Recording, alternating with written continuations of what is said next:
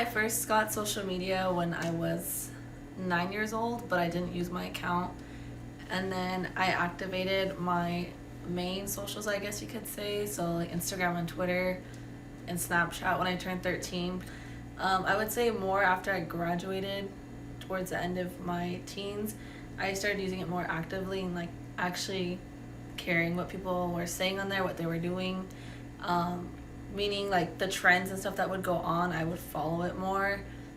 And I wouldn't necessarily like sit there for hours using it, but I was often on it more than I probably should have been instead of focusing on my studies and things like that.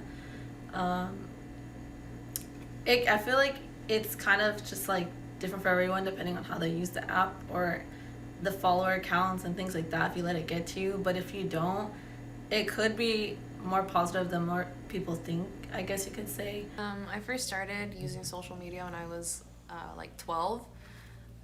It affected the way that I viewed myself. Uh, Not a lot of positive perceptions, but mostly negative. And even now, probably still sometimes uh, it has the same effect on me.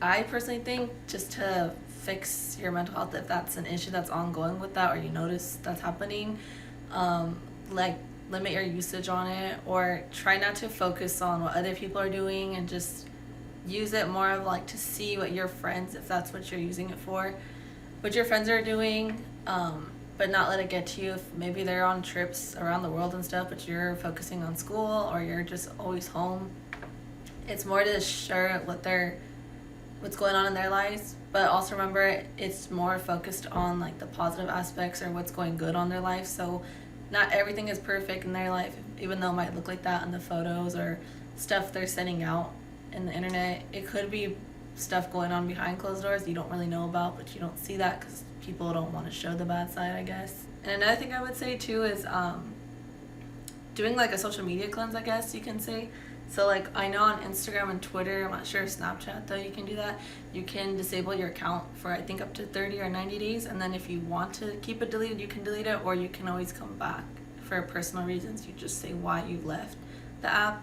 I know when I did that, like I think 2 years ago, I was around like 17 at the time. It helps because you're not sitting there on your phone all the time wondering what other people are up to, or like if I guess if you're in like social stuff, like if people are talking about you, or if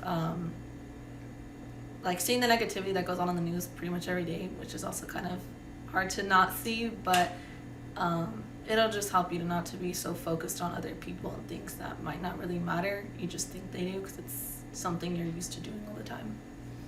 Um, it could probably reduce the amount of media I consume on social media, um, or just focus on positive aspects of it, like being able to um, reach out to people um, and network with others. So maybe focusing on that instead of the negative beauty standard aspects of it that I consume.